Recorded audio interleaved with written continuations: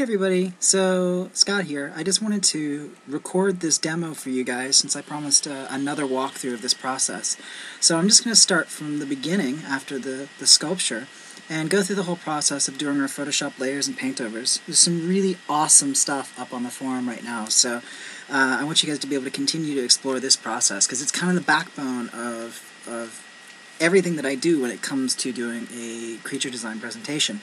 I never, as much as I can avoid it, present just a grayscale image. At the very most, I'll put one of those noise overlays on top of it just to give it a sense of some sort of surface quality other than just default gray. And I'll usually try and put it on some type of a background. I will isolate the figures. So being able to use this workflow I think is really important, and the more you're able to exploit it through the rest of the assignments in class, presenting your characters in a finished presentation image rather than just sort of a grayscale screenshot out of ZBrush, the better. That's really what I want you guys to get out of this, is the ability to do that. So yeah. Ooh, that's actually a really nice angle like that. Cool. So the first thing that I'm going to do, we finished our model. I will go to Document, and I'm going to save this really quick, just so I've got it to come back to. And I'm going to see if I can't create a new document. There we go. There's our default ZBrush document right there. So what I need to do is, I need to go to Document, and I'm going to change the proportions of this. I'm going to turn off Proportion, and I'm going to make the width 728, and I'm going to make the height 1024. That'll give me a nice proportion for a portrait image. Click Resize, and just say, yes, I do want to resize the document. Control N clears the canvas, and then I'll just draw my model back on the canvas, and there we go. So now what I want to do is I want to position it on canvas. Actually, the next thing that I want to do is I want to go to Document, and I don't want it to just be 1024 by 768. I want to click Double and double size the document. That'll drop the model on the canvas again, so I'll hit Control N. So basically, I want a bigger resolution than 1024 by 768, so I just double sized it, which brought it to 1456 by 2048. Now, I can zoom out from the document with this button right here. I can now position my model on canvas as I want it to be seen. Okay, now when I do renders using BPR, you need to remember this. BPR, when I do a BPR render and then go to my rendering menu here and export images from RenderPass, these are going to export by default at the document size. That's totally fine. That's going to be totally fine. However, there are some renders that we're going to do where we have to go to Document Export. Now, if you go to Document Export, it's going to export the resolution you see on screen. So what you need to do is once you're ready to render, hit Actual Size like that. Just make sure that the document's actual size. That makes your document the exact same resolution that you see here. It doesn't half size it or do anything. Because there's a half button here. If you click that, AA half, it allows you to see the whole image better. You can zoom out and whatnot. But if we export this image, it's going to be half size. It's going to be half of this resolution, and we don't want that because that won't line up with the other images in Photoshop. So just be aware of that. I'll talk about that again in a minute when it actually comes up. Alright, so I'm going to go back to here at the top of the screen.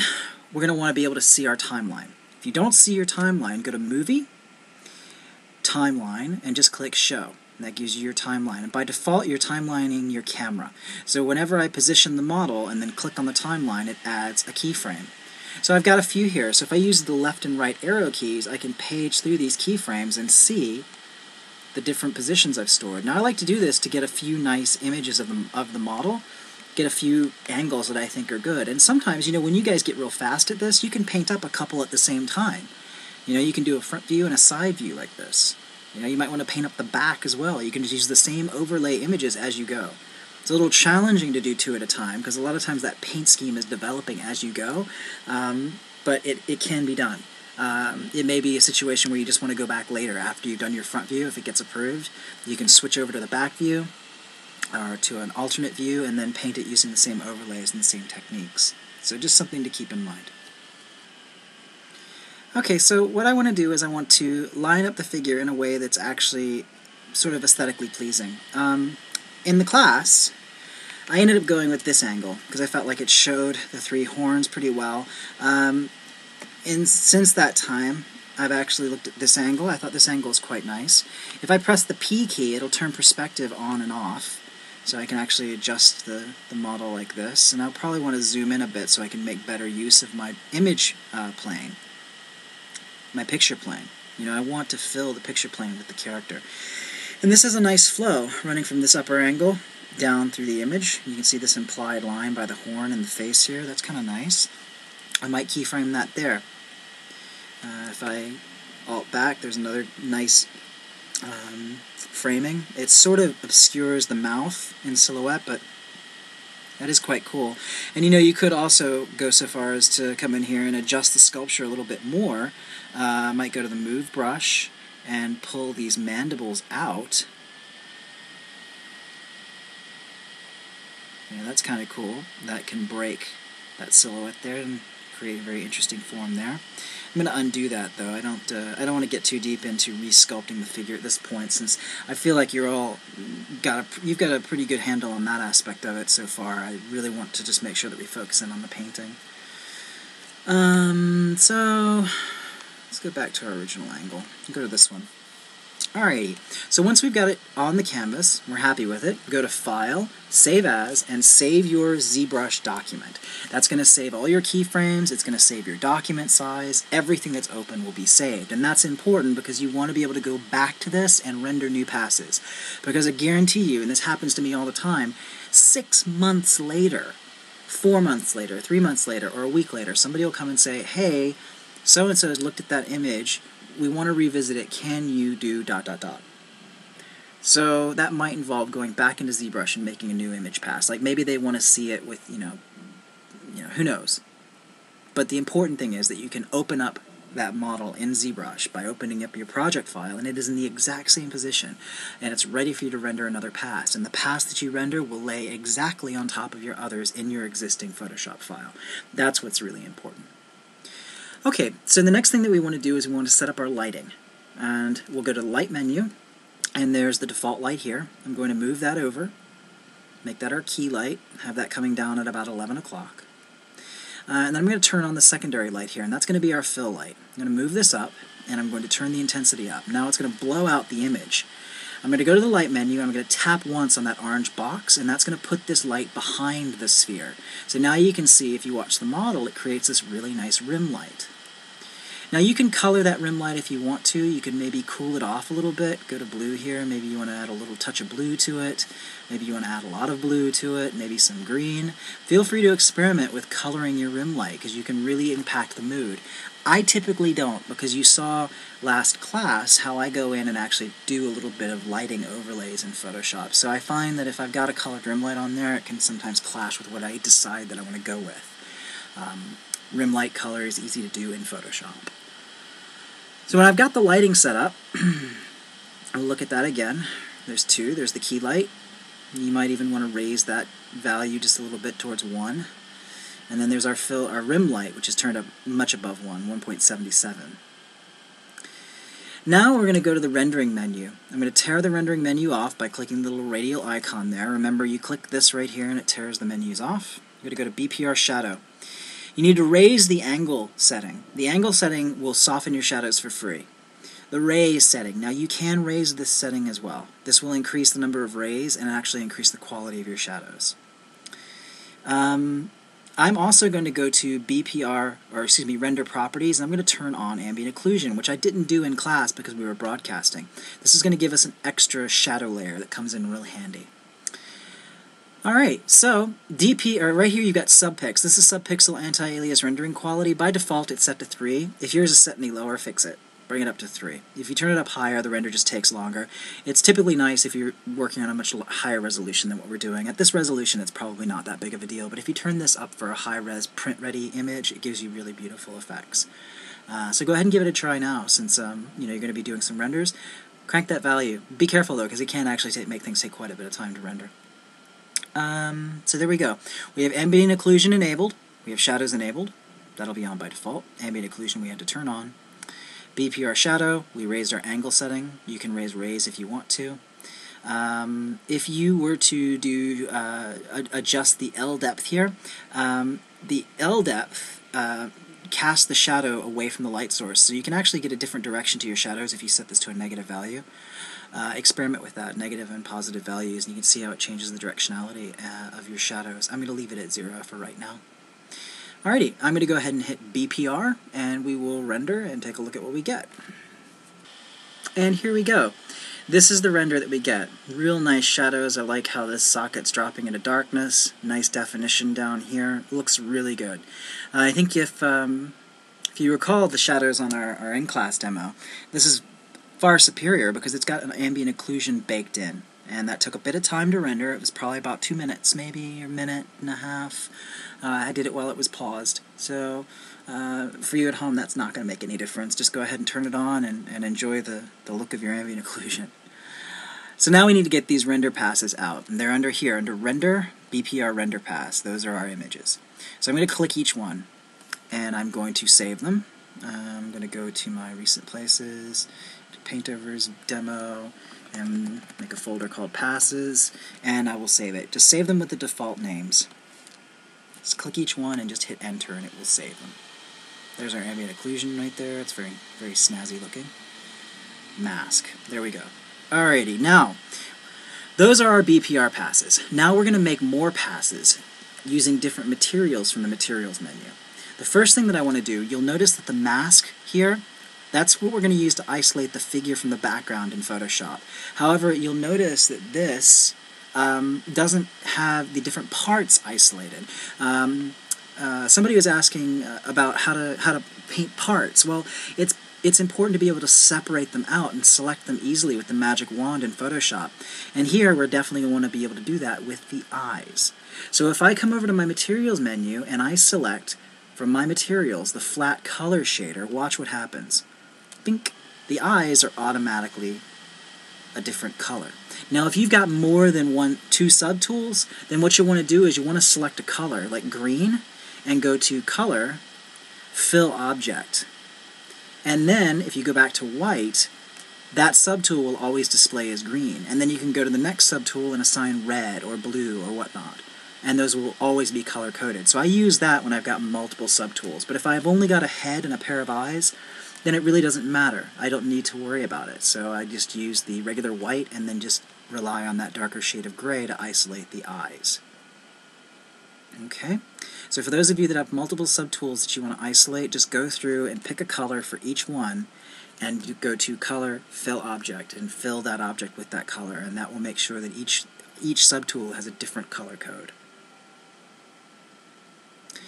Alrighty, so to get this image out, remember what I was saying, how these are automatically, look at that, that's 1456, the resolution there, width and height, 1456 by 2048. This is going to export by going to Document, Export. That's how I'm going to get it out of here. And anytime I do that, it's going to export the resolution of the document itself. So I need to make sure before I export this, I click Actual. Right here, click Actual, and that will make this the actual size, which is 1458 by 2048, or 1456 by 2048, which means that it will line up perfectly with those BPR render passes in Photoshop. So we just go to Document, Export, save it to the same location as I'm at.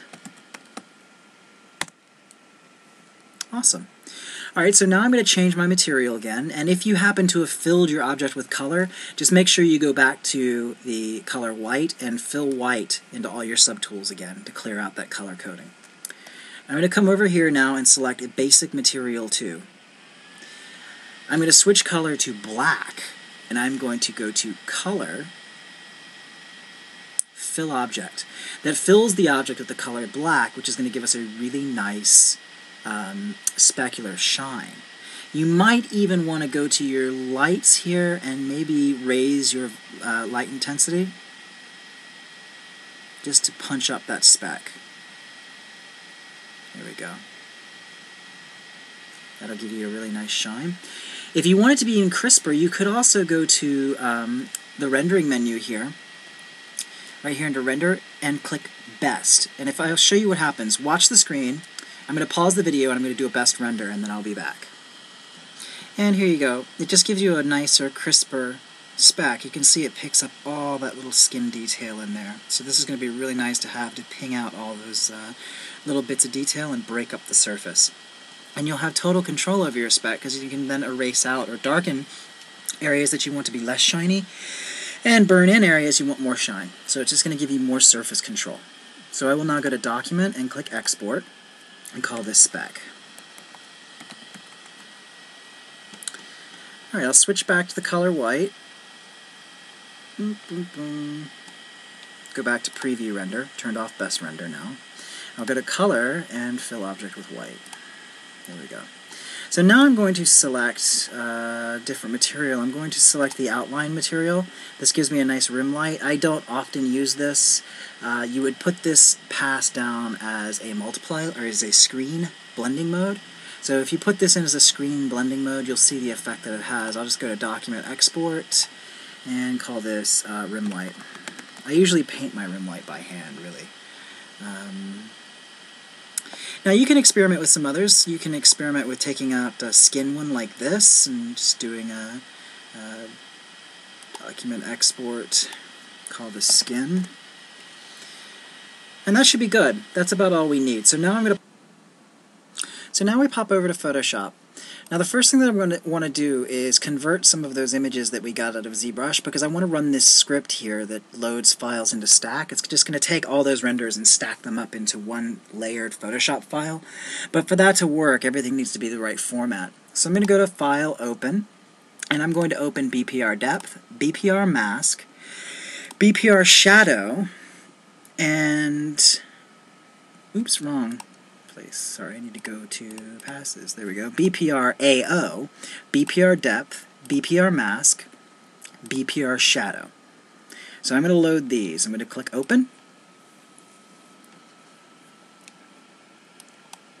Now, I'm also, just for the sake of demonstration, going to open up BPR Render. So this is our gray shaded render. And if I go to Image Mode, you'll see that this is RGB 8-bit.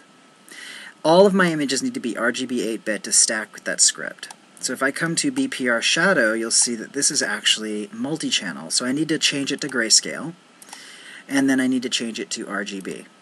So now you can see it is 8-bit RGB. And I'll just go ahead and click Save, Control S, and close that. And I'll do the same for each of these. This one needs to go from multi-channel to grayscale, and then from grayscale to RGB. Save it.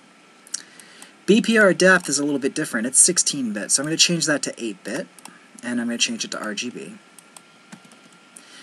And then BPR Ambient Occlusion, again, this is going to be multi-channel. We'll change it to grayscale, and then we'll change it to RGB, save it, and close. Now, I just remembered we've got these nice shadow passes. There's one more pass that I need to do here in Photoshop. Or, excuse me, there's more pass I need to do in here, and this is a pass with no shading on there. So I'm going to go to my basic material. I'm going to go to the light menu. I'm going to turn this light back down. Change this back to 1.7. Come over here. Change this back to, let's say, 1-ish.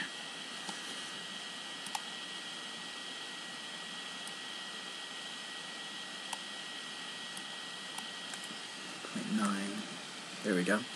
Now, what I want to do is I want to get a render that has no shadows and no speck on there. So I'll just use this basic material, not basic material 2, but just basic material.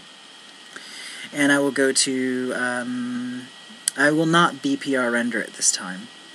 I suppose you could if you went to your BPR properties and turned off shadows and ambient occlusion. I reckon that if we did a BPR, it would come out with no shadows. Let's check and see. Yeah, there we go.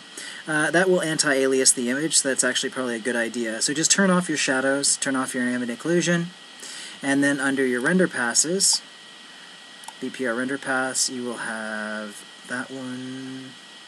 That appears to be the same one with shadows. So the safe way to do this is just to go to Document, Export, and we'll export this as no shadow. The reason I'm hesitating to export it from here is I think that's my original render. I didn't think it actually updated that, but this one has no speck in there and has minimal shadows. Alright, so let's go back over to Photoshop. So now we pop over to Photoshop. Now the first thing that I'm going to want to do is convert some of those images that we got out of ZBrush, because I want to run this script here that loads files into stack. It's just going to take all those renders and stack them up into one layered Photoshop file. But for that to work, everything needs to be the right format. So I'm going to go to File, Open, and I'm going to open BPR Depth, BPR Mask, BPR Shadow, and... oops, wrong place. Sorry, I need to go to passes. There we go. BPR AO, BPR Depth, BPR Mask, BPR Shadow. So I'm going to load these. I'm going to click Open. Now, I'm also, just for the sake of demonstration, going to open up BPR Render. So this is our gray shaded render. And if I go to Image Mode, you'll see that this is RGB 8-bit. All of my images need to be RGB 8-bit to stack with that script. So if I come to BPR Shadow, you'll see that this is actually multi-channel. So I need to change it to grayscale, and then I need to change it to RGB. So now you can see it is 8-bit RGB. And I'll just go ahead and click Save, Control S, and close that. And I'll do the same for each of these. This one needs to go from multi-channel to grayscale, and then from grayscale to RGB. Save it. BPR Depth is a little bit different. It's 16-bit, so I'm going to change that to 8-bit, and I'm going to change it to RGB. And then BPR Ambient Occlusion, again, this is going to be multi-channel. We'll change it to grayscale, and then we'll change it to RGB, save it, and close. Now, I just remembered we've got these nice shadow passes. There's one more pass that I need to do here in Photoshop. Or, excuse me, there's more pass I need to do in here, and this is a pass with no shading on there. So I'm going to go to my basic material. I'm going to go to the light menu. I'm going to turn this light back down. Change this back to 1.7. Come over here. Change this back to, let's say, 1-ish.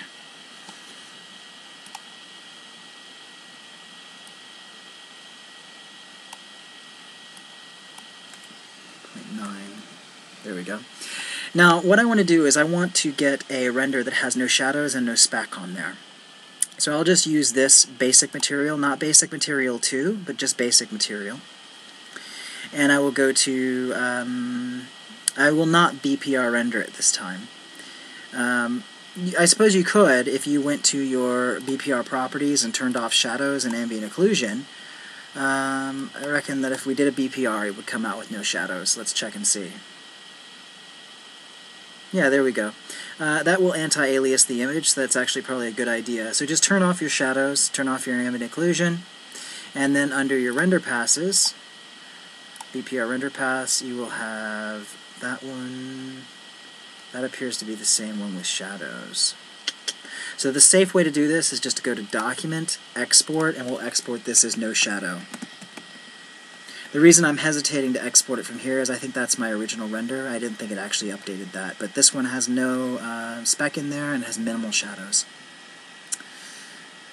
Alright, so what I'd like to do is just do a bit of adjustment to the shadows here. I'm just going to turn down the opacity on BPR Shadow. And ambient occlusion usually is subtle enough you can just leave it at 100%. Alright, now we're going to isolate the body from the background, and I'm going to do that by just selecting BPR Mask. You don't need to turn on visibility, you can just select it, and go to W. The W hotkey is your magic wand. Now because this is what's selected, no matter what we see on screen, if I click the head, it's actually selecting that big white region. But I don't need to see it. As long as that is the selected layer, that's what the tool will act on. So I just magic wand the head, and it selects everything. Now I will invert that selection because I want to delete the background, not the head. So Control-Shift-I will invert selection, and then I just press the Delete key. Select each layer on my way down, and just delete. Go to Rim Light, I need to turn visibility on to do the deletion. There we go. So now I've got the head and no background. So I'm going to create a new layer with Control-Shift-N, create this new layer. I'm going to drag this layer down to the bottom. I'm going to name it BG, or background. I'm going to click on the color picker here, and I'm going to select about a mid-gray. Control-A to select the entire layer, and then Alt-Delete to fill it with the foreground color. Alt-Delete fills with the foreground color. Now I've got a gray background. But I want to make a gradient on this. So what I will do is I will create a new adjustment layer. Layer, new adjustment layer, levels, click OK. This creates this adjustment layer here. I'm going to close the levels window. Oops. Layer, new adjustment layer, levels. There we go. Click OK. And bam. Alright, so now I'm going to drag this down so it's above the background. What this does is it will allow me to control the levels on everything beneath it. So I'll just double click that and I can darken the levels on everything underneath. If I want to change it, I can double click it and I can change it. So this gives me much more flexibility than just going in and adding a gradient directly into a layer. I can always go back and adjust this layer now. But there's no gradient yet, I just have a dark color. So I will click on the mask that comes with it. You have to look really carefully, but you'll see the mask is selected. It's got a little rectangle around it. I'm going to select this tool here, the gradient tool, and I'm going to make sure that this is the gradient that's selected right here. Foreground to background, click OK, that goes from black to white. I'm in the mask here, so if I click and drag, it creates a gradient in the mask. Now what that means is anything that's black is going to block the effect, and anything that's white is going to let the effect through. So what's happening here is this level effect is being faded out to nothing at the top because of this gradient mask. If I alt-click on the mask, you can see it. If I click back on the levels, you can see the mask goes away, but alt-click on the mask and you can see it. So basically anything that's black is blocking the effect of this layer, and anything going towards white becomes stronger until pure white is 100% of the effect of this level slider. Now that means at any point I can go back and I can draw a new gradient background. Make sure I've got my level selected, there we go, and change the lighting infinitely. So I've got all these different options now. I'm going to select the levels layer and the background, and I'm going to group them together, and I'm going to name this group background. Oops, not BF, BG. BG. There we go. Now I also like to add clouds in here, so between background and levels I'm going to create a new layer with Control-Shift-N, and we'll just double click it and name it Clouds, and I will go to Filter, Render, Clouds. There we go, and it's going to give me the gray and this beige or this brown color, so I'm going to just click black there because I want them to be black and white clouds, and I'll just run that filter again.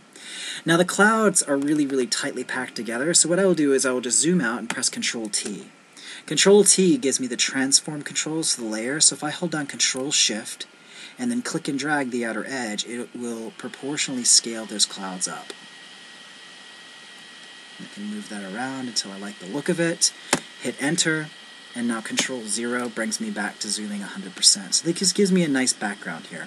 So again, Control-key to zoom out, Control-0 snaps me back to full view. Control- to zoom out, Control+ to zoom in, Control-0 brings me back to full screen. I'm going to dial back the opacity on the clouds and change the blending mode to overlay. Nope, change the blending mode to multiply. There we go. Multiply is nice. With the blending mode at multiply, it gives me nice clouds up here in the light, fading off into the dark. It looks like the light's going through atmosphere, and it gives me a sense of depth back there. Perfect. Just collapse the background layer and Control-S to save our document. I'm going to select all of these working layers here, and I'm going to group them together, and I'm just going to call these base layers. So this is going to be our base head, alright? And I don't think we really need to do any more tweaking to that. So what I can do is turn off the background, so only my base head layers are visible, and then press Control-Alt-Shift-E. Control-Alt-Shift-E. That collapses everything that's visible into a layer. So now I can turn the background back on, and I've just got one layer to deal with for my creature. All my shadows and speck are baked in. Looks pretty good. If I want, I can pull the rim light up out here and use that later, but we'll just leave that where it is for now. Now we're ready to start putting some overlays on. So I'm going to go to my recent places here, and I'm going to go to overlays and grab some splotchy little overlay like this one here. Actually, no, I don't like that one. I'm going to grab one that's more dotted. Something like this. Copy that. Control-A, Control-C to copy. Control-V to paste this. I'm going to zoom out and then just hit Control-T to go into transpose mode. or transform mode. I can position this, and then I will change the blending mode on this layer to overlay, and then zoom back in. So you see what this does, it gives us this nice patterning on the skin. And just position it how I like it. Maybe transform it again so it's sitting at more of an angle. There we go. Alright, now what I want to do is I want to delete what's not over the model. And I'll just do that by control-clicking on the head layer. And that just selects all the pixels that are in that layer. So it gives me a nice selection of the head. Control-Shift-I to invert that selection, and then press delete. And that deletes all those pixels that are in the background. Now I've got this layer of green overlay. I want to do a little bit of adjustment to it, so I'm going to Control-U to bring up the hue saturation control, and I'll turn on colorize. And I'm just going to shift this around towards something that feels a little bit better, something a little more neutral and more saturated, desaturated. Click OK. It's a nice layer like that. Now I'm going to do another overlay. Actually, I'm going to bring up Control-U again, and I'm going to mess with that hue one more time. There we go. And let's do another overlay. We'll grab, let's say, overlay 3. Control-A to copy.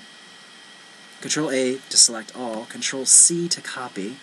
Come back over here and then Control-V to paste. Control-T so I can transform it. I'm just clicking to rotate. And I'll set this blending mode to either overlay or soft light or hard light. If I go through these, you can see the difference. Hard light is really pronounced, soft light is softer, and then overlay is a little bit more intense than soft light. Control-click on one of those head layers to isolate the, or to select those pixels. Invert that selection with Control-Shift-I. Because when I click on this, when I control-click on these layers here, it's selecting the pixels in that layer, and those pixels comprise the head. I want to delete what's not over the head, so Control-Shift-I inverts the selection, and then I can just delete what's in the backdrop.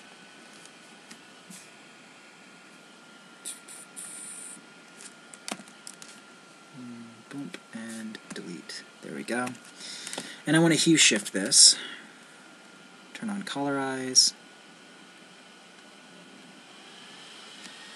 Make sure that I clear that selection, otherwise it's only going to hue shift what's not there because I've got the outside pixels selected. Turn on colorize and let's shift this over. That's kind of neat going into a blue area there. Turn down my saturation.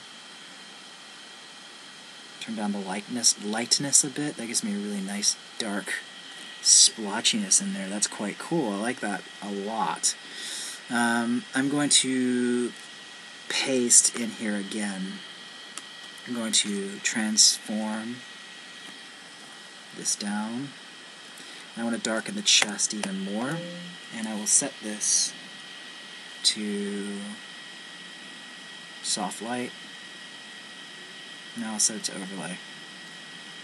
And I will hue shift this over towards blue as well.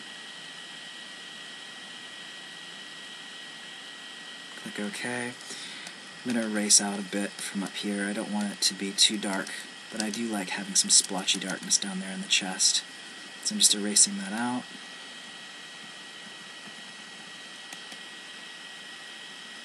Control-click on one of these layers. Remember to select the pixels of the head, invert the selection, and delete. And that's going to get rid of all those other layers there, all those other pixels that are outside of where we want. Save our work. Okay.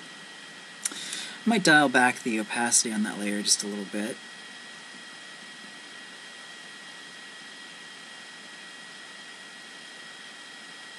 I really like what's happening up in here. That feels really nice. You see how it's just for free giving us all this color modulation, this ruddiness and purples up in here. It's really beautiful. I love it.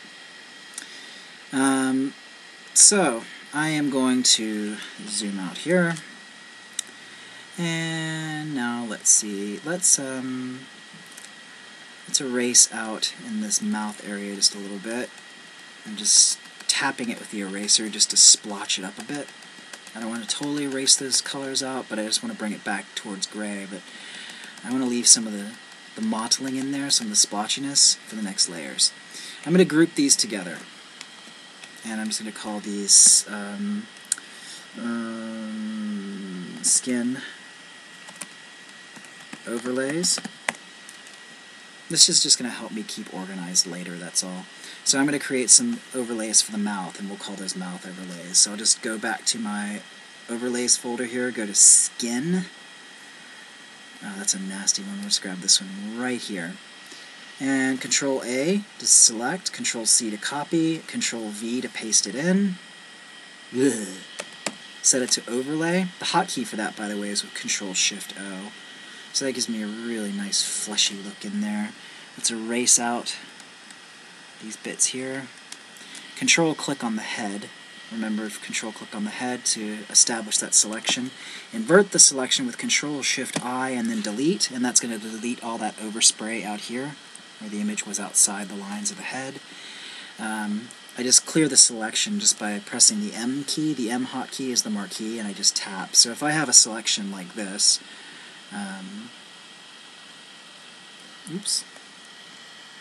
I just go to marquee, M key, and then just tap outside the selection, and it clears it. Right here, I'm going to. You see, I missed this part of the nose here. I'm just going to use the rubber stamp brush here. Control click or Alt click to establish a sampling point, and then I'll just paint that up in here. You guys are probably all familiar with this brush. You just Alt click on a point and it clones it. Just the clone stamp brush. Control U to bring up my hue saturation controls, and I want to increase the saturation on the mouth and darken it. I want it to feel real meaty. Oh, that is really disgusting. I love it. Sometimes you can Control J, and that jumps the layer up one. And I'm going to, you see I've actually got some overspray in here. Look at that. I'm going to undo that jump, and I'm going to use my eraser to erase out the overspray down here. And I like where it's overlapping, the mouth is overlapping the edges here a little bit, so I'm going to keep those. I'm just going to gently tap that with the eraser just to erode that away a little bit, but I like how it's kind of spreading out like that. If I press the S hotkey, that brings up the stamp, the clone brush again. I might do some just squiggly lines. This is called mottling, M-O-T-T-L-I-N-G. Turn down the opacity on the brush so it's a little bit, there we go. This is really great for breaking up color, breaking up areas, and making them feel more fleshy and organic and real. All the painting that I do at work is basically done with mottling squiggly passes like this. And you'll see this again, especially when we do our poly paint lesson, because I do all of my poly painting like this with little squiggly lines. And it's really, I think it's extremely important to paint this way, because never really in nature do you see anything that's, painted with, blocks of color. Even machined, human man-made things have little flecks of other colors in them, but especially skins and organic animal parts. Those are almost always mottled, and they have different colors in them. So if I zoom out, you'll see the effect that this is having. Just these squiggly lines are just helping to tie these bits together. Let's zoom into the nose here.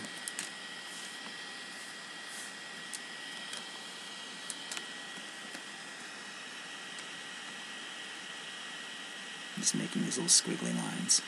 Might dial back my opacity a little bit.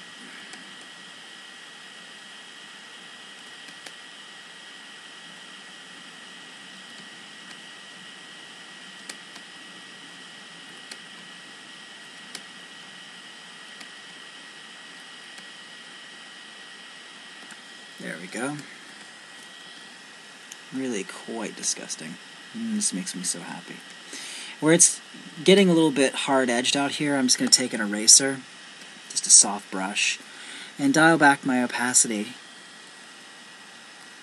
and just knock that back a little bit just by tapping it with the eraser, just to feather off those edges a little bit. There we go. Now sometimes you might want to take that layer, and if I Control J, it jumps the layer up with a perfect copy.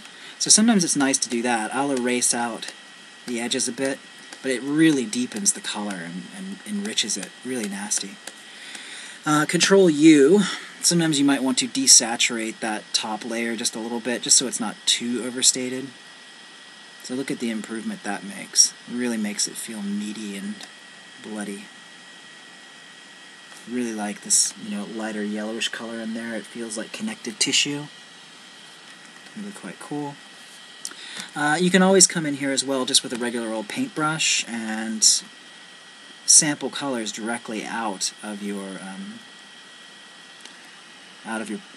image. Turn my draw size down, and then you can just continue to mottle or add squiggly lines in here. I'll come down to layer 5 because that's actually the layer that's on the underside, and I might change this to more of a purple. Let me zoom in so you can see this better. This can actually sometimes be quite subtle. So I'll take this purple on this brush, move it up more towards violet. There we go. And I can squiggle some purples in here. Might even drop that back down here. There we go. How's that look? There we go. That's the color I'm looking for. So it just gives me this nice bruised kind of color. And I just basically make little figure eights. Just squiggle. Just draw little figure eights. Or little S's over and over again. And that's basically just going to give a nice, livid, mottled feeling to this. It's going to make that whole area feel really irritated. Do the same thing around the eyes. It's often really nice to warm the eyes up with some veining like this. The bracket keys will step your brush size up and down, by the way. So basically I'm just making these little figure eights and feathering them off into the rest of the head here, outside of the eye socket. I'm just trying to make it feel like there's lots of little broken capillaries up in there. I find this really relaxing. I can sit for a long time and do these little mottling passes like this.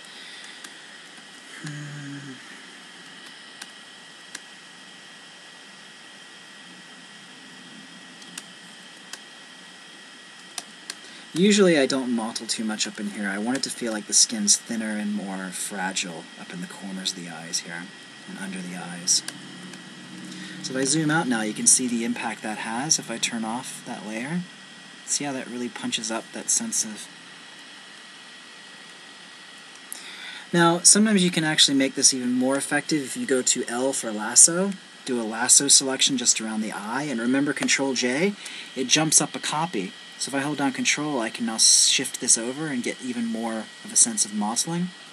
And then Control-E will just merge that down into the layer. So I was able to basically just double the amount of squiggles there just by lasso selecting the area. Control-J to jump it up, and then just Control, click, and drag to move it around. So I can put some of that mottling right there now.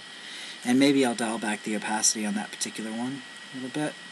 And then Control-E, and it merges it down into the layer beneath it. So basically that just gives me that nice little bit of mottling there. Before I merge it down, if I want, I can just press Control-Alt and then just click and drag, and each time I Control-Alt, click and drag, it duplicates that layer. So I get even more mottling. Look at that.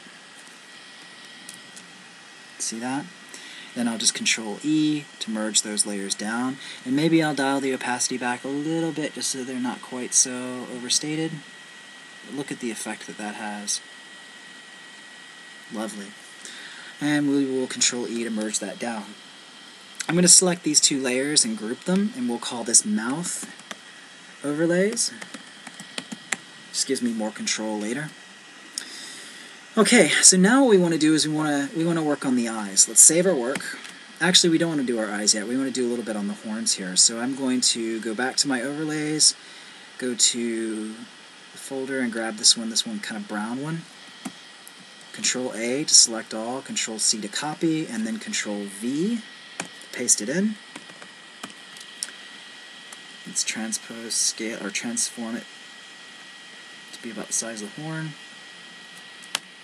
Set it to an overlay blending mode. Control-click on the head layer to select the pixels of the head, and then invert that selection with Control-Shift-I and delete. That will delete the overspray. And then I'll just take the eraser. Let me turn up my opacity on the eraser. And then I'm just going to erase out the skin areas so it doesn't look like there is. That's great. I'm going to go ahead and Control Alt click and drag that same texture over here so I can get it on this horn. And I will drag it over here so I can get the rest of that horn. I will Control E to merge all of those down and just Control click on the head layer. Remember this, it establishes the selection, then Control Shift I and delete. Fantastic, awesome sauce. So now I'm going to take the eraser again and just erase out. Right now my selection's sitting on the outside, so I'm going to go to M for marquee and just tap on the unselected area. E for eraser, and then I'll just erase out all that stuff that I don't want. Control U for my hue saturation control. I can darken those horns. Ah, look at that. Nice. Like that. Click OK. So now we've got the horns colored in. I'm going to undo that, actually. I like the horns to be a little bit lighter, I think. What I'm going to do is I'm going to lasso this back horn. I'm going to lasso just this one. And I'm going to go to Control U, and I'm just going to dial back the color, the lightness on that one, so it feels a little bit further back in the back there. There we go. And I might darken this one just a little bit. Control U, and dial my lightness down. There we go. I like that a bit better. And I might go to my mouth overlays here, come down here, and I might lasso this mottling pass that I've got here, and I might Control Shift click and drag that squiggly bit around the horn area, just so that feels like maybe it's a little bit irritated where the horn's coming through. And then just erase out, oops,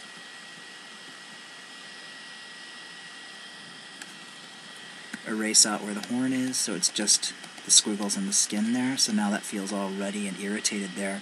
That's cool. That's really cool. I'm going to lasso that and Control Alt click and drag. Actually, no, I don't need to do another one. I'll just leave that one. Perfect. There we go. Zoom into that.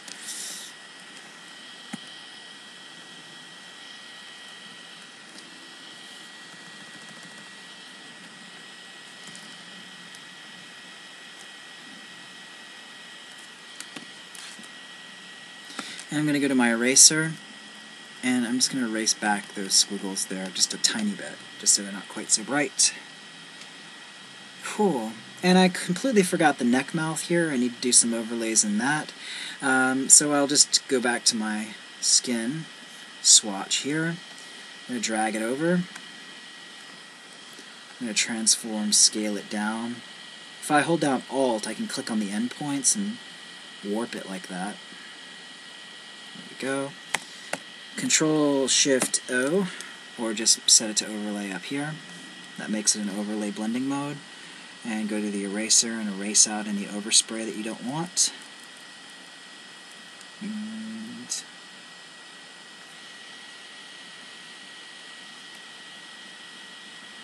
there we go.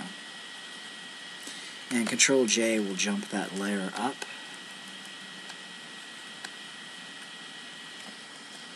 I might rotate this around so it's at a different angle. I'm going to turn up the opacity on my eraser and just make sure that I erase out any of this overspray area.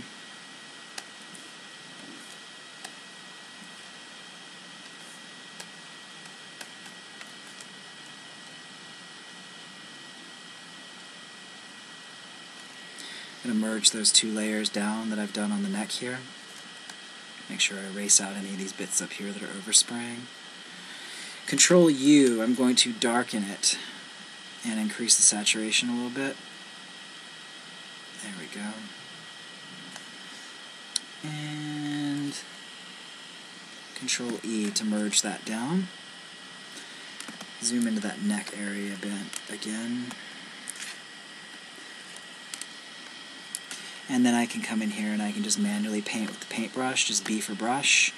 And I've still got that sort of reddish color selected, and I'm on an overlay layer, so I can just come in here and I can continue to mottle if I want to. Maybe break up some of these yellows a little bit just by mottling across them, just by squiggling into these areas.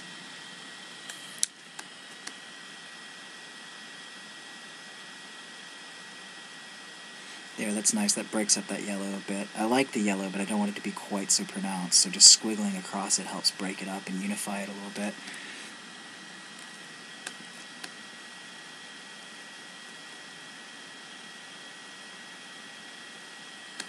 I'm just making little squiggly lines. That's all there is to it. Might darken this more, come back down towards purple. Make sure that my brush is really soft. I had it turned up to be too hard, really. So I just softened that brush just by changing the hardness control to 0, so it's 0 hardness, and that feels even better. It feels much more organic now. Maybe dial up the opacity just a tiny bit, especially on that darker color. Ooh, lovely. I like that. It feels really meaty and nasty.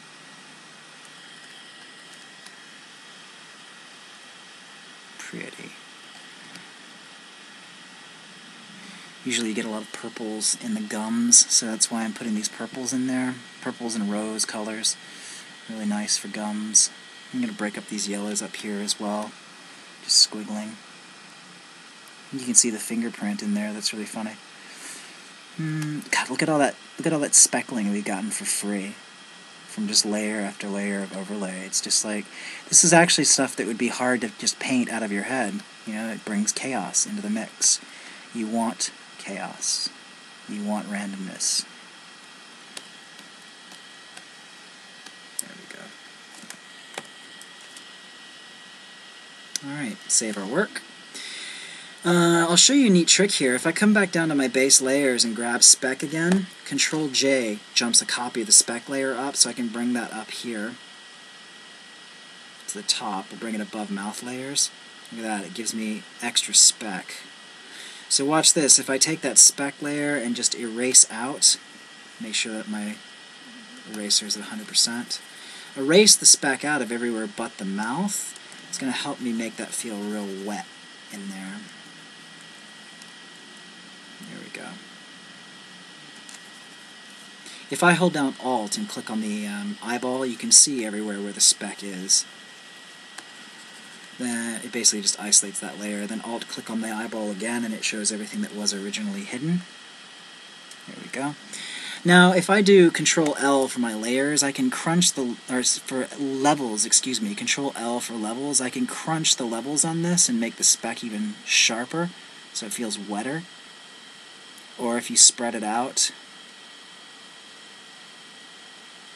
turn that up like that maybe, and if you just add a little bit of blur, Gaussian blur, that's way too much, the more diffuse it feels. I like a sharper specular, so I think that works particularly well like that. Dial back the opacity on it.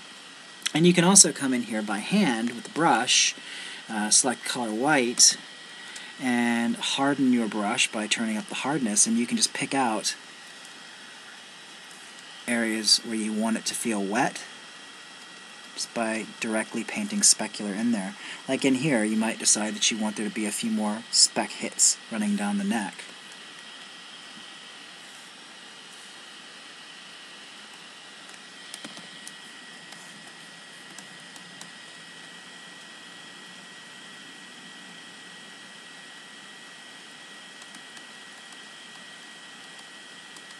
Like as I, dot this whole area in here,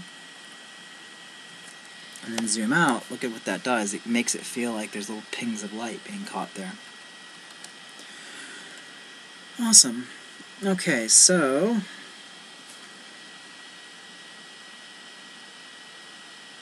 if we're happy with what we've got here, I'm just going to rename this mouth speck,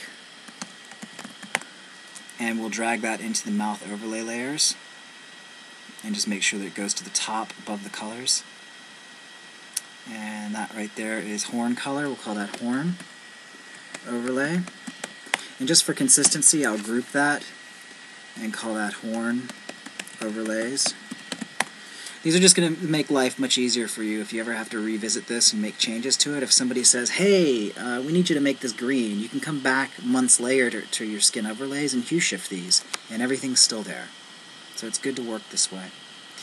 I want to collapse everything again into a working group. So I'm going to select my base layer here and call this collapsed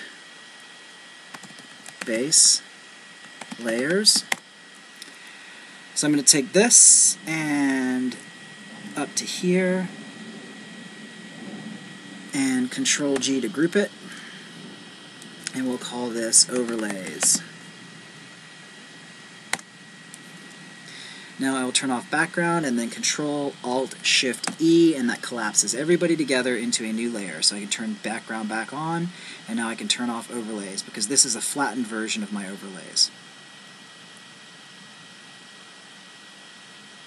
And you can see I missed some overspray here. That's easy enough to get rid of. I'll just come down to my overlays layer here, or open up utility, select BPR mask and go to W for magic wand and click on the head. So it's selecting the faces, or it's selecting the pixels that comprise the head. And I'll invert that selection and delete, and that just deletes anything that was outside of the pixels of the head.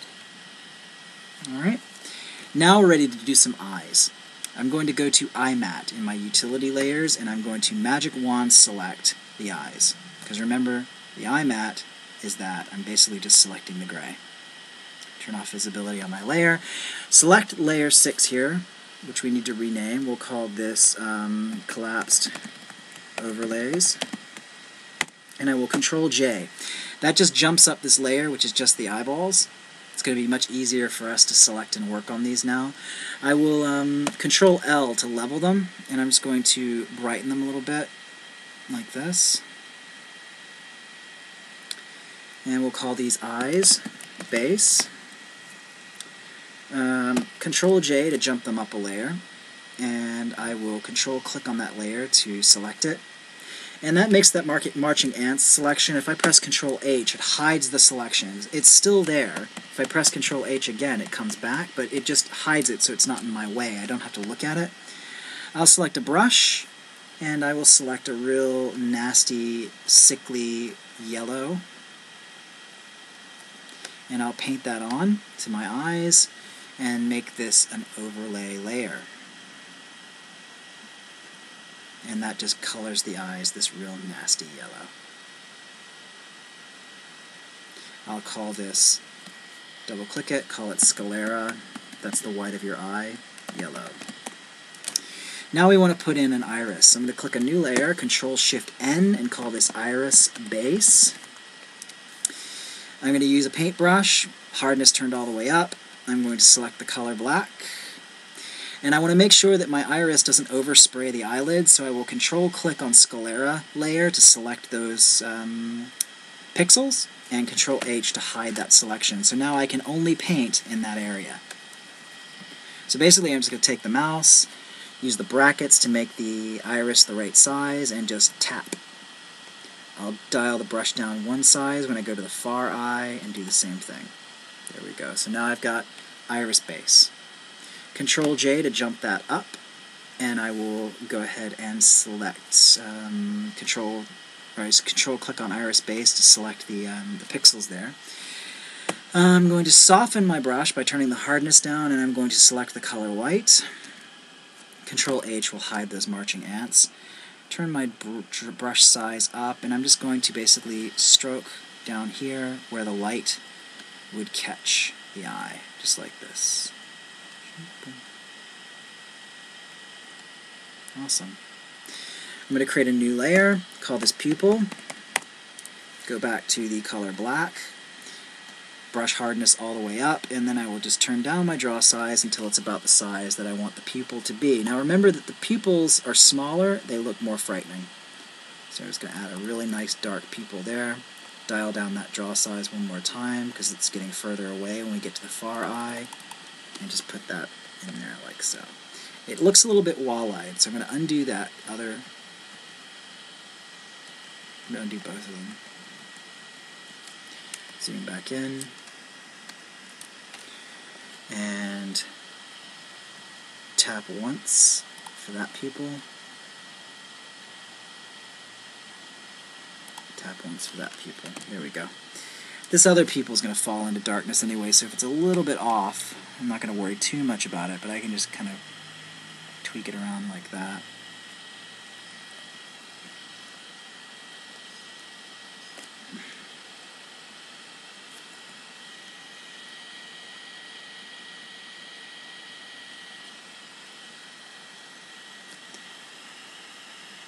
There we go.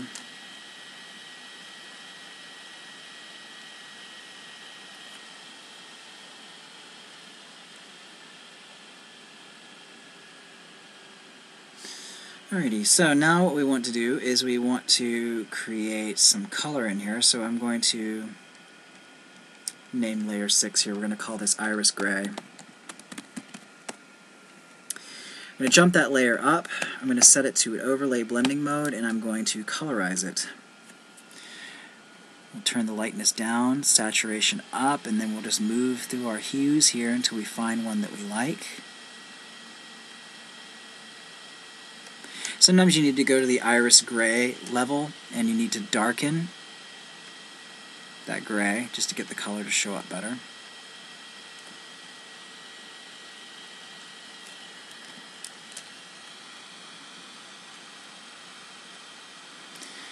And I'm going to go to Iris Gray Copy, and let's level that down. It's not working for me. I'm going to delete that. Control A and delete. Deletes everything in that layer. I'm going to make sure my layer is set to overlay. Let's set it to hard light instead. B for brush. Select a nice creepy eye color here. There we go.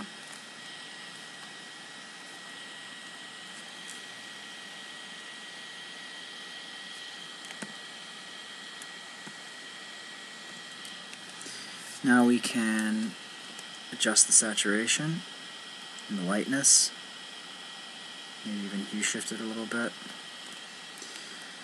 I'm going to come in here, and I've got a hidden selection here. I'm going to go back up to my pupil, and my pupil is off center, so I'm actually going to just drag that pupil up a little bit. There we go. Go back to Iris Gray Copy, call this Iris Color. And I'm going to jump up, Control Shift N to create a new layer and call this Iris Edge. And I'm going to use a dark color like black, soft brush, Control click on the iris base so that's selected, and I'm just going to create a nice shadow around the outer edge of the iris. Just darken that down a little bit.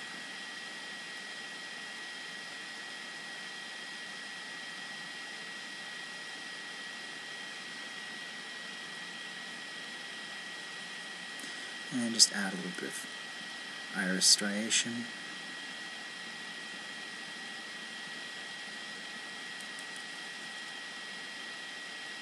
Sometimes you might want to darken in this ring on the inside a little bit.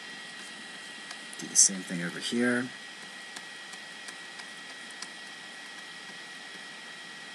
And then need to adjust the positioning of that iris as well. So I'll go to my pupil. Select that one. Maybe even shrink it down a little bit. There we go. That's better.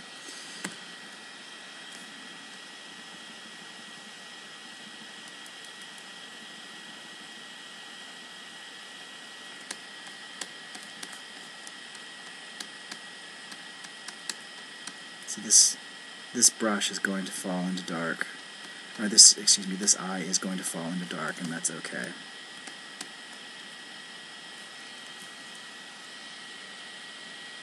Control click on iris base to make sure that I've got that selection again. And I'm just going to darken this because shadow would fall on that. Control Shift N to create a new layer and call it Eye Shadow. Clear my selection. Now this I'm going to Control click on Eye Base, hide that selection, and I'm going to pull a shadow all the way across the top of the eye because the brow line is going to cast a shadow on the eye. So look at that. right there. We want to cast a shadow with the brow across the eye.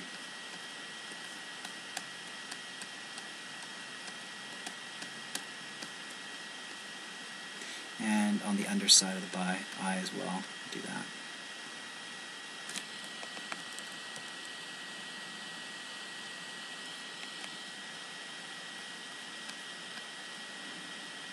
There we go.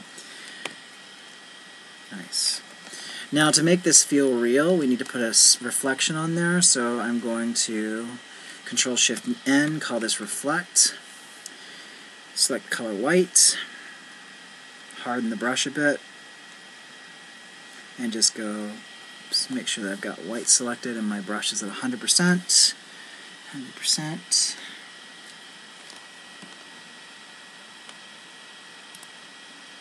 There we go.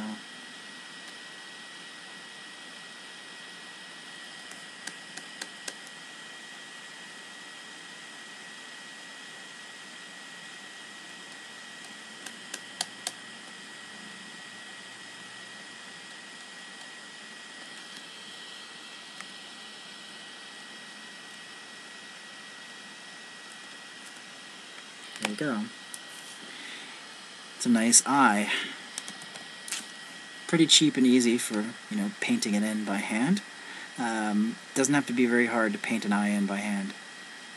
If you want to punch up the color, just come down to your iris color, and then you could do things like grab the burn dodge tool, and you can punch up the color like that, especially if you set it to highlights.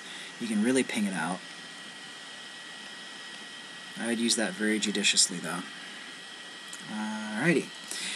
Select all of those layers, group them together, and call it eye, or eyes.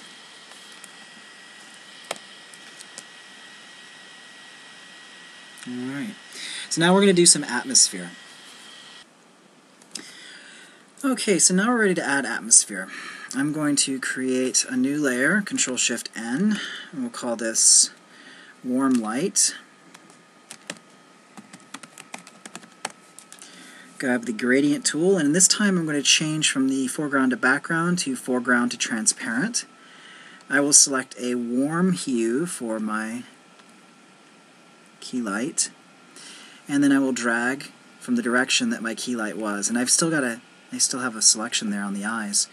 Control H will show it again, so just M for more key and just tap outside the selection area and that'll get rid of it. Go back to the gradient, and then we'll just drag a nice key light here.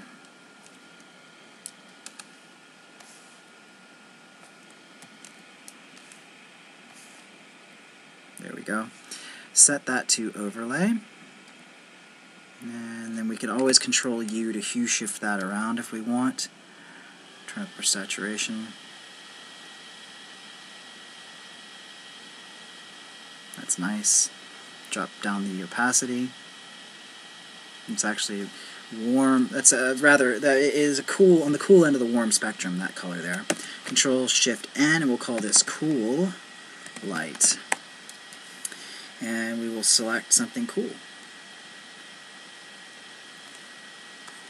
Draw that in down here. Set it to overlay. And there we have a nice cool light.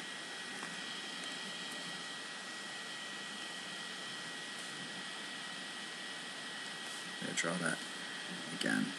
There we go. You can hue shift that now.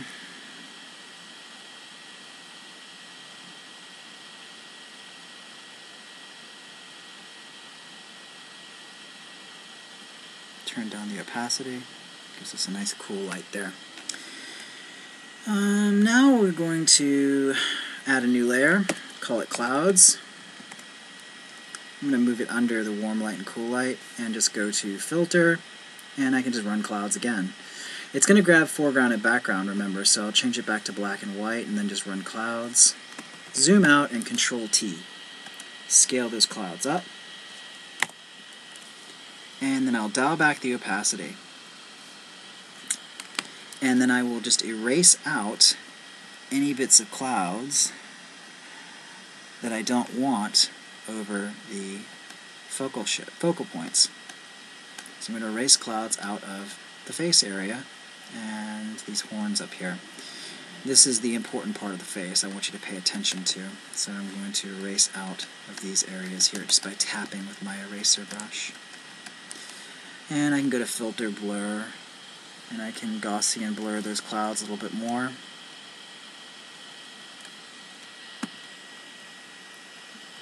I can also, if I want,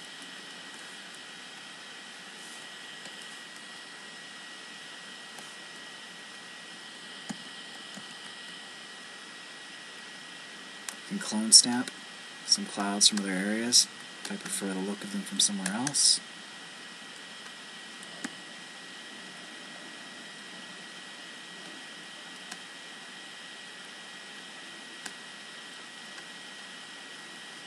There we go.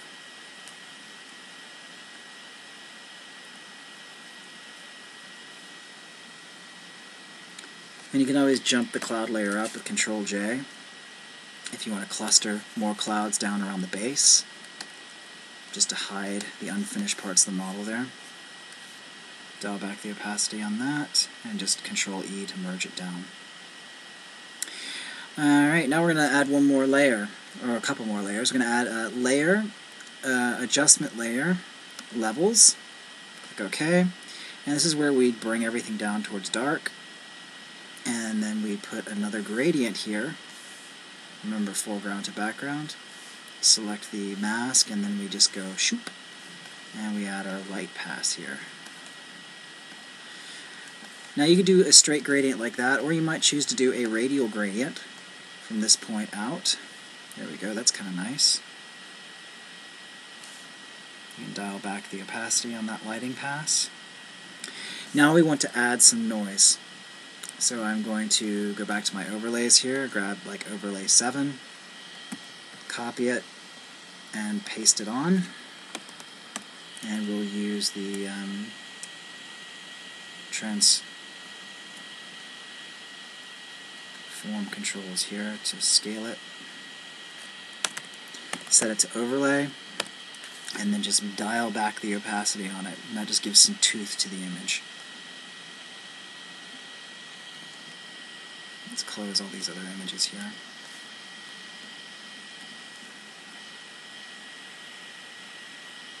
There we go. So that is the process. It's pretty simple, pretty effective, and I'll show you a couple other things that you can do, little bits and bobs. If I come down to base layers here, remember rim light. I'm going to save my work here. Been saving on top of the same file over and over again, which isn't a good idea. We'll save it as comp2. Okay. I'm going to jump up rim light. Bring rim light up to the top of the stack here. Tell you what I'm going to do is I'm going to select clouds all the way up to noise, and I'm going to group those and name that atmosphere. And we'll turn that off for right now. Alright, we're turning off atmosphere. And we're going to turn off background, and I'm going to Control Alt Shift E. Alright, we're back. I had to answer the phone and then get some Pez. You know, Pez candy, the little candies that you get that come in a little dispenser. I don't like the, I mean, I like the dispensers. I like vintage Pez dispensers, but like the candy. Oh man, I love Pez.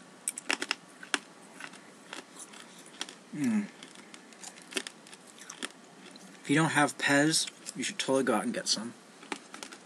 Okay, so I was going to show you rim lighting.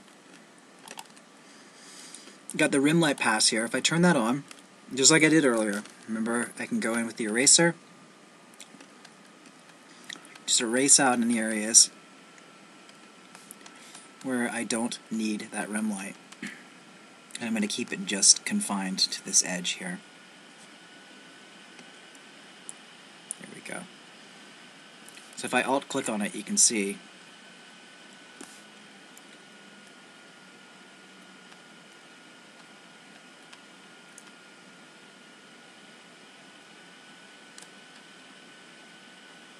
there we go. So it gives us just a nice rim light to ping it out from the surface. We can also just Control-click on the head, create a new layer, and call it rim light. Control-H to hide that selection. And then we can just select a rim light. You know, we can just select our own. Turn the brush up, turn the hardness way down, and just rim light, normal. Oh, it's the eraser that I've got selected. Brush. There we go. Turn the hardness down, turn the diameter up. There we go. So then we can just paint a rim light in on our own, like that. Now oftentimes I find that rim light works really well if I set the blending mode to be linear dodge add, and then I can control U and turn on colorize on that layer, and then I can just find the right hue. Let's turn the saturation all the way up, turn the lightness down. There we go. Ah, look at that. As we go towards the end of the spectrum, we get this really nice reddish color. Look at that. That looks like subsurface scattering. If I turn back the blending mode to normal, you can see that's the color we've got there. I actually can't really see it very well, but it's basically just sort of a ruddy kind of color. Set this to linear dodge add. There we go. Look at that. As I paint that color in, it starts to look like backscatter.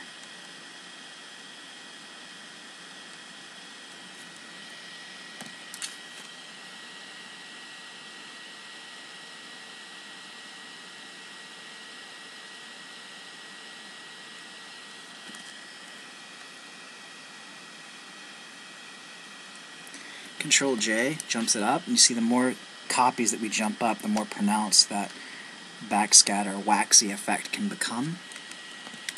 And of course we can adjust the lightness of it. As we darken it, it sort of pushes it back a bit, and if you increase the saturation, it helps as well.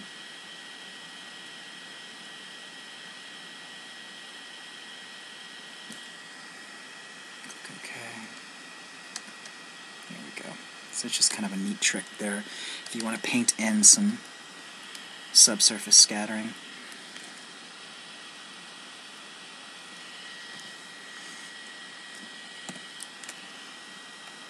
Paint a little red in here.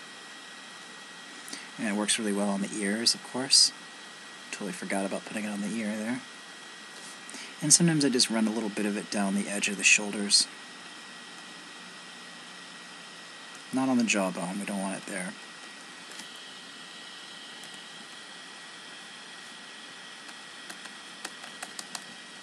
There we go. And then of course we can Control L for levels, and we can adjust the levels on it.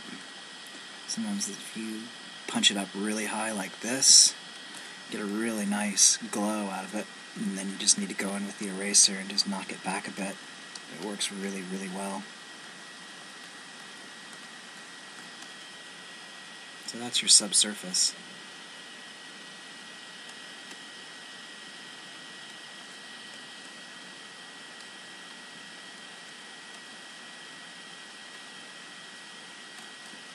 Cool. So there we go. That is the paint over process. I hope you guys enjoyed that. I just really wanted to make sure that this week you got this demo back in. So continue to explore this. Continue to work with making your sphere sculpts and your Dynamesh characters, and then creating paintovers with them like this. You really want to get yourself to a point where you can pull this off in, a couple hours. And the more you experiment, the easier that's going to be, especially the more of these overlay images that you build up, because a lot of this, the power of it just comes in the overlay images. You get so much for free out of those overlays. So carry on. Review this video, keep practicing. If you got any questions, as always, email me. So great work, everybody. Thank you for watching, and I look forward to seeing the work you do. Everything so far has been really, really awesome.